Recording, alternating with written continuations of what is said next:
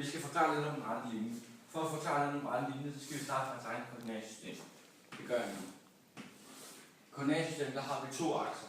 Vi har x-aksen, også kendt som abscissen, og y-aksen, også kendt som ordinaten. Imellem alt det her, der har vi herinde imellem, der har vi origo, som er centrum af koordinatsystem. Og når man laver et koordinatsystem, så skal man altid mindst have en værdi på hver akse. Og i koordinatsystemet der er der 4 kvadranter. Det er første kvadrant, anden kvadrant, tredje kvadrant og fjerde kvadrant. I første kvadrant der har x-værdien en positiv værdi, og det har y-værdien også. I anden kvadrant der har x-værdien en negativ værdi, og y-værdien en positiv værdi.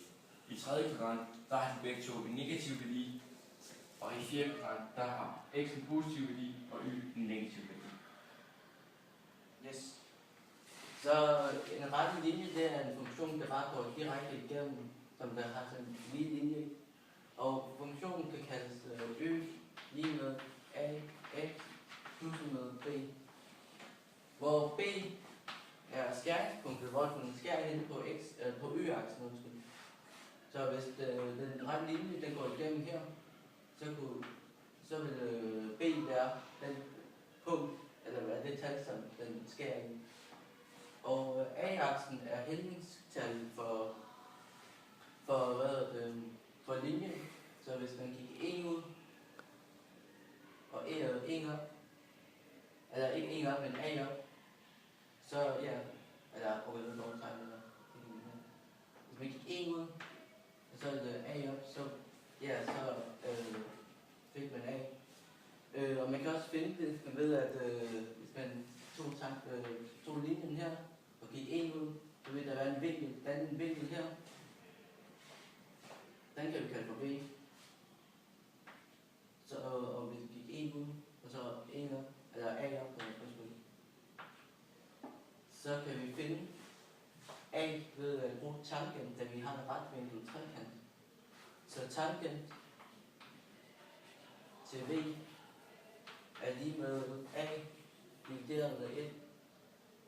Fordi tangent det er den modstående katet divideret med den modslægtende katet. Så, og når man dividerer noget med 1, så kan man lige så godt bare fjerne krydsstrengen, så det er det samme som at sige, at tangent til v er lige med a. Man kan også gå omvendt og sige invert tangent til a er lige med vinklen, som der bliver dannet her med x-aksen.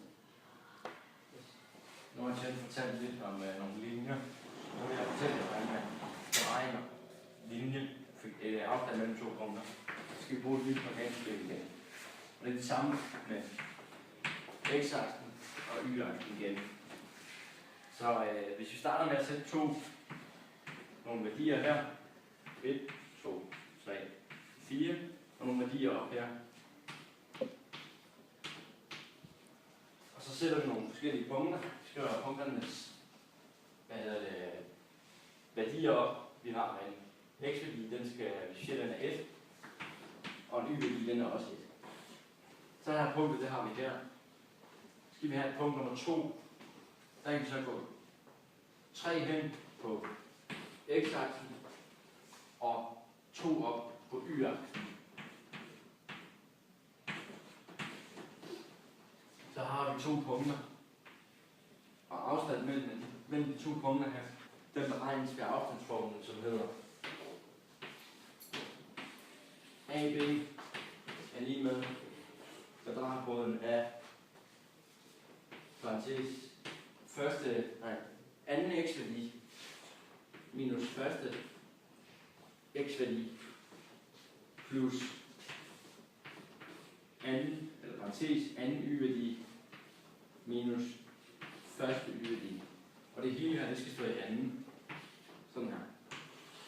Det er afstandsformlen til at beregne den her afstand. Og for beviset for den her, det bruger vi Pythagoras, fordi vi laver en retvinklet trekant der.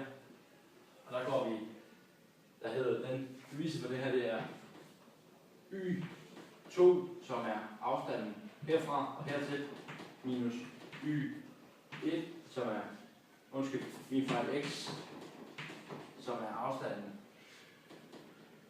herfra og hertil, og herfra og hertil. Dem trækker fra hinanden. Så får vi den her afstand, som er grundlinjen i en trekant. Og så bagefter, for at finde højden i trekant, skal vi bruge den her. Hvor vi igen, der er altså bare med y-linjen. Det er y i anden, som er fra x-aksen og op til det punkt her, minus y i første, som er fra x-aksen og op til det punkt her.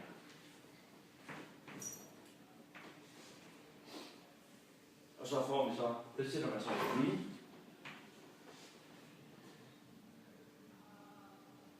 Ja, så skal der parentes over nu selvfølgelig.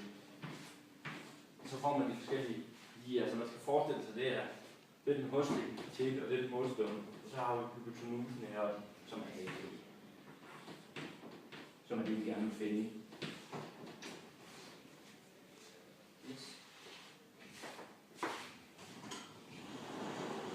Så vil jeg også fortælle lidt om skæringspunkter for to funktioner.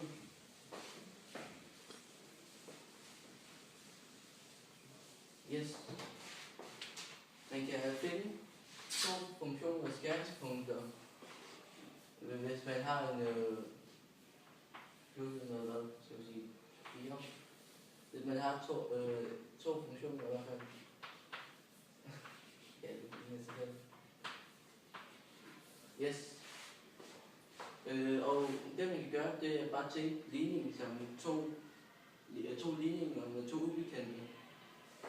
Og her så er det så nemt, at de allerede har isoleret y for os. Så man kan bare ploppe enten den her ind i y's plads, eller den anden her ind i y's plads. Så det kunne være 3x plus noget 4, lige med 4x plus noget 3. Yes. Så kan vi bare isolere x ved at trække 3x fra 4 og trække 3 fra 4. Ja, det giver 1x. Lige med 1. Så ja, så ved vi at skæringspunkt. Så ved vi, at hvad var linjen, den skærer ved x-aksen på 1 ved 1. Og så kan vi finde y ved at bare lægge x-værdien ind i et af de to formler, vi har her. Så det kunne være y lige med 3 gange 1 plus med 4. Så regner vi bare den ud. Det bliver y lige med 7. Så ved vi bare, at de to funktioner her, de skærer ved